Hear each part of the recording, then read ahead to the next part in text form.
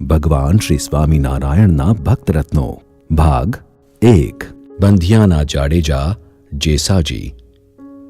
ભગવાન સ્વામિનારાયણ સંવત 1860માં ગઢડા પધાર્યા. પછી કાઠીઓ, પાર્ષદો વગેરે શ્રીહરિની સેવામાં રહેતા. તે વખતે બંધિયાના જાડેજા દરબાર જેસાજી પણ શ્રીહરિની અખંડ સેવામાં આવી ગયા હતા. તેઓ બંધિયાના મુળુભા બાપુના નાના ભાઈ થાય. રામાનંદ સ્વામીના સમયથી આ જાડેજા પરિવારમાં દ્રઢ સત્સંગ થયો હતો. સમગ્ર પરિવાર ગુરુ રામાનંદ સ્વામીમાં ભગવાનનો ભાવ લાવી તેમની સેવા કરતો. એ જ રીતે ગુરુધામમાં ગયા પછી જેસાજીએ શ્રીહરિની અંગત સેવા સંભાળી હતી. તેમની સેવાથી શ્રીહરિ તેમના ઉપર ખૂબ પ્રસન્ન થઈ ગયા હતા. જેસાજીના લગ્ન ભગવદાનંદ સ્વામીના પૂર્વાશ્રમના બહેન ફુલીબા સાથે થયા હતા. તેમણે પણ સાંખ્ય ધર્મ ગ્રહણ કર્યો હતો અને ગઢડામાં શ્રીહરિની સેવામાં આવી ગયા હતા. શ્રીહરિની અંતરની પ્રસન્નતાથી અન્યના અંતરમાં સહજ રીતે પ્રવેશ કરી શકવાનું જેસાજીને ઐશ્વર્ય પ્રાપ્ત થયું હતું. એથી 100-200 કોસ દૂર દૂરના મનુષ્યો વગેરેના અંતરની વાતો જેસાજી અહીં રહ્યા થકા જાણી શકતા હતા. એવું સામર્થ્ય શ્રીહરિએ તેમને આપ્યું હતું. જેસાજી હંમેશા શ્રીહરિની બાજુમાં જ અગર શ્રીહરિની પાછળ ઊભા હોય. શ્રીહરિ જે મંડળના વખાણ કરે એટલે તેઓ તરત જ તે ભક્તોના અંતરમાં પ્રવેશ કરે અને જુએ તો કોઈને કામના, કોઈને ક્રોધના, લોભના એમ અનેક પ્રકારના શુભ અને અશુભ સંકલ્પો થતા હોય. તેથી તે અંતરમાં વિચાર કરે કે મહારાજ તો આ બધા હરિભક્તોના ખોટા વખાણ કરે છે. બધાના અંતર રજોગુણ, તમોગુણના વેગથી મલિન થયેલા છે. શ્રીહરિ તેમની આ રીત જાણતા હતા.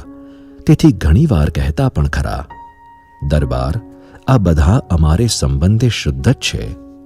તેમના અંતરનું જોવાથી તો ઉલટા તમે ભ્રષ્ટ થઈ જશો. પરંતુ તેમને પોતાના ઐશ્વર્યની ખુમારી હતી. પોતે શ્રીહરિની સેવા કરીને શ્રીહરિને રાજી કરી લીધા હતા એવો અહંકાર હતો. તેથી તેઓ શ્રીહરિના કહેવા ઉપર બહુ ધ્યાન આપતા નહીં.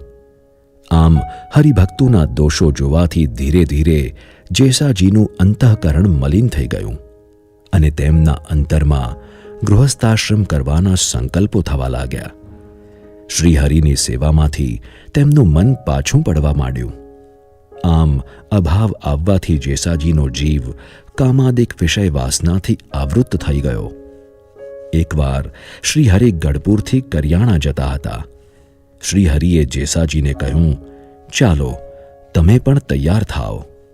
પરંતુ તેમણે શ્રીહરિને કહ્યું, મહારાજ, મારી ઈચ્છા હવે સાથે આવવાની નથી. શ્રીહરિ સમજી ગયા. તેમણે કહ્યું, ભલે, તમારા અંતરમાં સંસારની વાસના ઉદય થઈ છે તો તમે ઘરે જાઓ.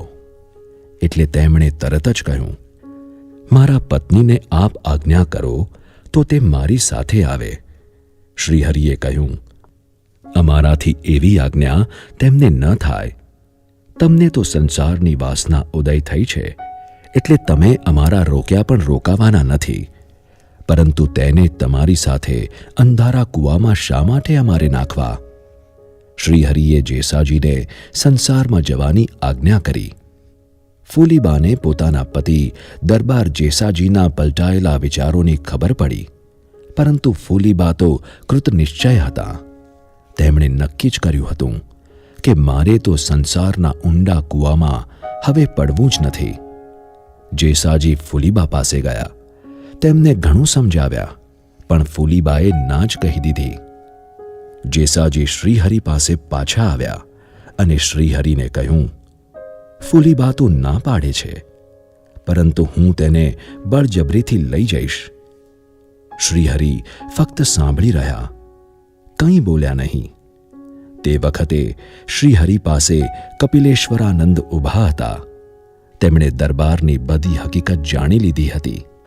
તેથી દરબારને તેમણે ઠપકો આપતા કહ્યું, મહારાજે આટલી જ્ઞાનની વાર્તા કરી તે એકે અંતરમાં ઉતરી નહીં? તમારા કરમ ફૂટ્યા છે એટલે આ દિવ્ય સત્સંગ અને મહારાજનો સંબંધ છોડીને તમે સંસારમાં જવા તૈયાર થયા છો. પરંતુ જેસાજી દરબાર ઉપર આ શબ્દોની કાંઈ અસર થઈ નહીં. પોતે ફૂલીબાને લઈ જવા ઘણા ધમપછાડા કર્યા, પણ તે વ્યર્થ નીવડ્યા. તેથી બંધિયા જવા નીકળી ગયા. બંધિયા જઈને તેમણે બીજું લગ્ન કર્યું. તેમને 4 પુત્રો થયા, પરંતુ અંતરમાં શ્રીહરિથી છૂટા પડ્યાની બળતરા પણ રહી ગઈ. આથી શ્રીહરિ ધામમાં પધાર્યા પછી જેસાજી પાછા સંસારનો ત્યાગ કરીને ગઢપુર સેવામાં આવી ગયા અને તેમનો દેહ પણ ત્યાં જ પડ્યો.